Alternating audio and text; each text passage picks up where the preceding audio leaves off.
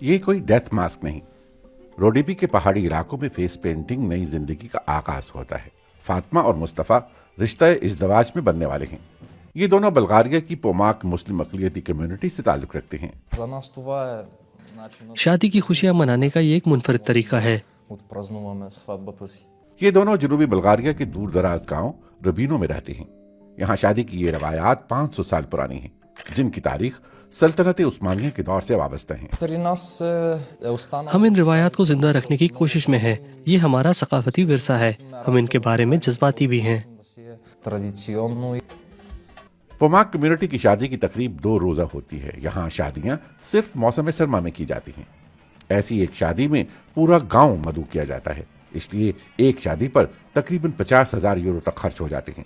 اس لیے مہمان تحفے میں رقوم ہی دیتے ہیں۔ مہمان نوٹوں کے یہ ہار پہنا کر شادی کے خرچ میں معاونت کرتے ہیں۔ گروپ ڈانس پوماک ویڈنگ کا ایک خاصہ ہوتے ہیں۔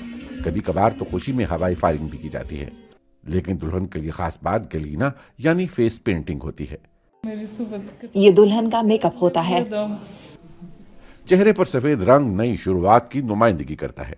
بند آنکھوں کے ساتھ فاطمہ کئی کلومیٹر کا سفر کر کے اپنے نئے گھر جائے گی، جہاں یہ جوڑا اپنی نئی زندگی شروع کرے گا۔